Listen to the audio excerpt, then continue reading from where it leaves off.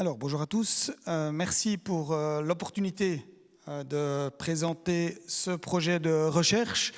Mon nom est David Vanier, donc je suis professeur ici à la HESSO Valais. J'enseigne dans la filière informatique de gestion dans ce bâtiment et fais partie de l'Institut Énergie et Environnement pour tout ce qui est projet de recherche. L'idée, ça va être de présenter le résultat intermédiaire, puisqu'on n'est pas encore tout à fait au bout de ce projet pilote et démonstrateur de l'Office fédéral de l'énergie. En quelques chiffres, c'est des projets qui durent 3 ans et demi. On a 4 gestionnaires de réseaux de distribution. Donc on a Enalpine qui est avec nous du côté de la gare à Viège. On a Oiken ici sur un site à Sierre. On a SEG Télédis avec 2 sites côté Ninde à Saillon et FMA à Villars avec une ferme et une crêperie. On a ces 5 sites pilotes et 2 problématiques. Une, c'est la problématique, on en a entendu parler avant, de la stabilisation réseau. Et l'autre problématique, c'est de combiner tout cela avec l'autoconsommation du photovoltaïque. Juste au niveau des objectifs, quelques éléments. On va donc parler de stabilisation réseau. On va parler de prédiction de charges de production et de charges pilotables. Et on va parler d'échanges financiers. L'ensemble du projet, son but, ça va être de réunir et de créer des scénarios de pilotage multiniveaux. Donc réunir ces 3 objectifs. Une des questions qui s'est posée dans le cadre de cet Energy Forum, c'est comment le stockage d'énergie piloté à distance pourrait augmenter la résilience des réseaux et contribuer au blackout. Là, je vous propose un petit chemin qu'on va parcourir ensemble, comprendre le contexte de la problématique réseau, contexte de l'autoconsommation, l'évolution de la mobilité électrique en Suisse, M. Bruggener en a parlé juste avant, et puis les concepts véhicule to grid et véhicule for grid qui pourraient nous aider. Le premier contexte, la problématique réseau, on l'a entendu également avant. Lorsqu'on a des sites comme ici, on a eu la chance de travailler avec le tennis Pontchalais avec une puissance photovoltaïque sur le toit et on voit autour très peu de consommateurs. On a l'ensemble, ici on voit bien, quelques maisons seulement sont raccordées et une grande puissance photovoltaïque à disposition. Le site ici va donc s'occuper de stabiliser ce réseau. Au niveau de l'infrastructure, les panneaux sont reliés au réseau basse tension. On a rajouté ici des modules Studer-Inotec et des accumulateurs pour tenter d'optimiser le tout. Le but du maintien de la tension, vous l'avez compris avant, c'est de rester dans la norme. Donc on a la norme EN 50160, on a 10% de tolérance et lorsqu'on est entre 6 et 10% ici, on se retrouve dans une zone danger. Donc on se rapproche de la sortie de la norme, surtout quand on a trop de production photovoltaïque.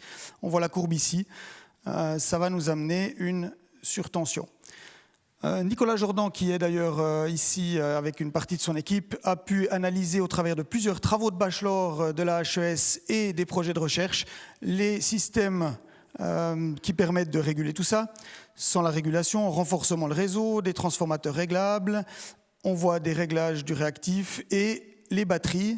C'est ce sujet de stockage qu'on va pouvoir creuser un peu dans ce projet qui montre qu'avec ça, on arrive à gérer un petit peu mieux le tout. Pour arriver à mesurer ça, on a ajouté des appareils aussi bien du côté de la production que du côté du transformateur pour pouvoir simuler sur l'ensemble de l'année cette tension. Ici, on a Amine Weibel, qui est aussi parmi nous, qui a pu détecter une différence entre le modèle physique et mettre en place une méthodologie pour l'améliorer. On voit ici l'amélioration des prédictions afin d'arriver vraiment à faire correspondre la simulation à la réalité. Les résultats ici qui sont intéressants, donc on parle aussi de bridage. Quand on est en surproduction photovoltaïque, c'est arrivé souvent en Allemagne, où il limite à 80% l'ensemble des installations de production. Donc on perd de la production. C'est une des méthodes qui existent. Et ici, c'est une méthode qui peut fonctionner. Et ce qu'on a pu calculer, c'est qu'avec une petite batterie de 18 kWh, on arrivait à rester avec un bridage de 20%.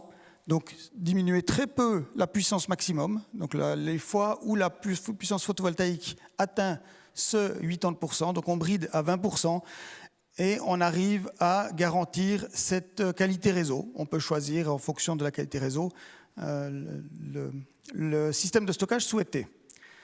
Le deuxième contexte, celui de l'autoconsommation. Donc forcément, par rapport à la stabilisation réseau, c'est un autre contexte qui est en parallèle. On est ici du côté de Seiteledis avec 2 sites pilotes. On voit les batteries et leur système installé.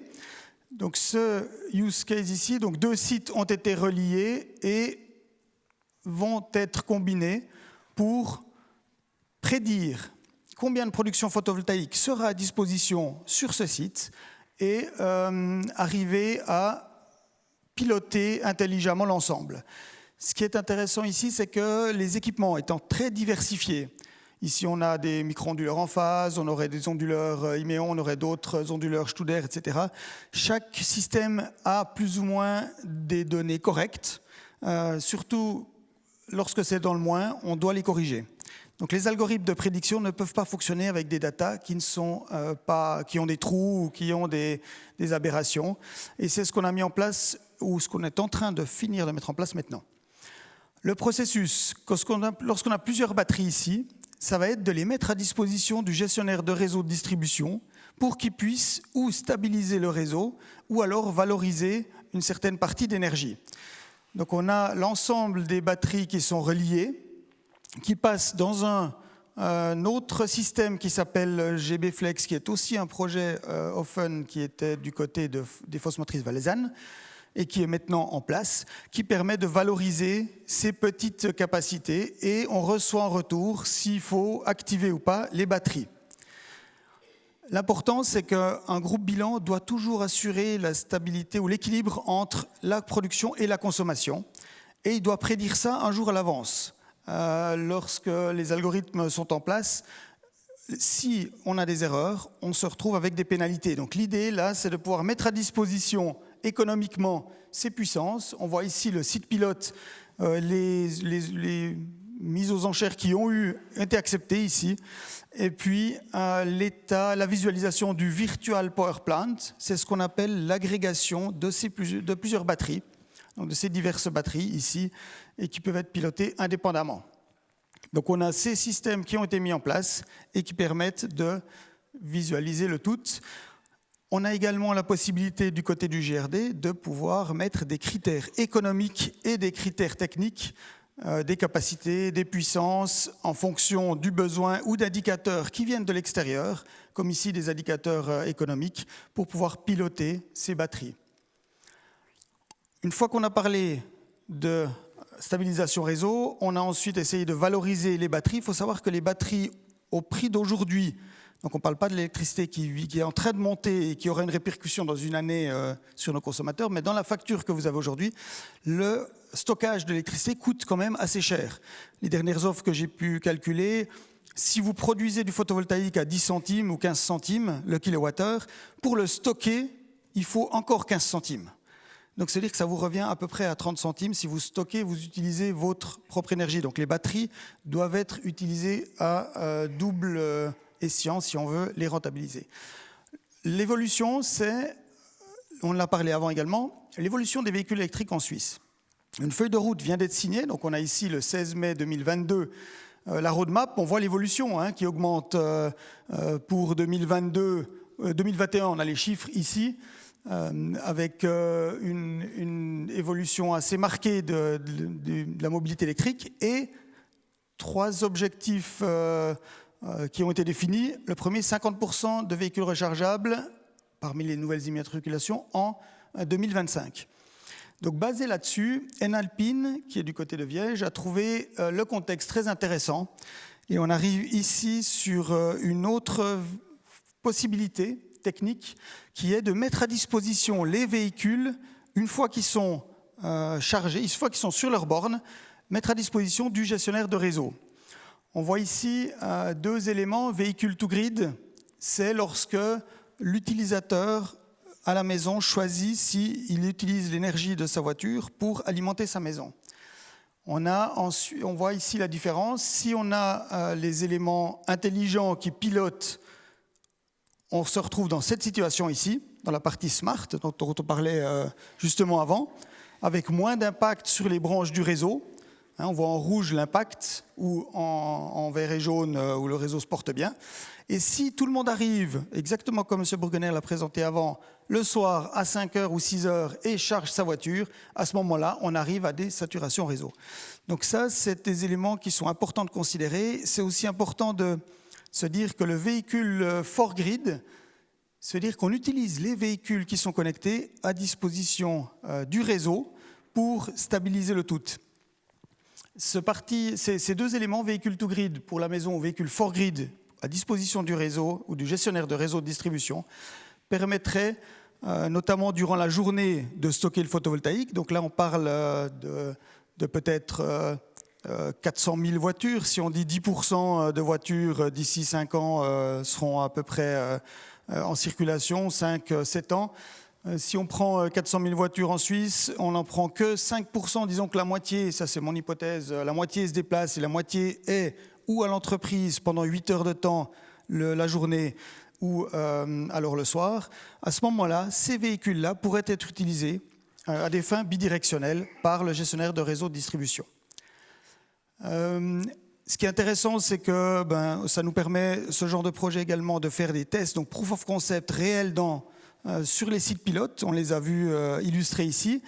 On a eu la chance également de présenter nos résultats et de discuter avec les professionnels du photovoltaïque ici, que ce soit à l'EPFL, conférence photovoltaïque nationale 2020, juste avant le lockdown. C'était le jour de la conférence que le lockdown a été annoncé.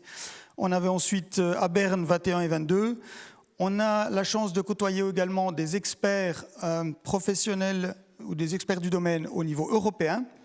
On les rencontre. Amine a présenté ses algorithmes de prédiction réseau à la CIRED online et on sera dès après-demain à Porto pour présenter une publication qui a été acceptée au niveau prédiction de la consommation et véhicule to grid.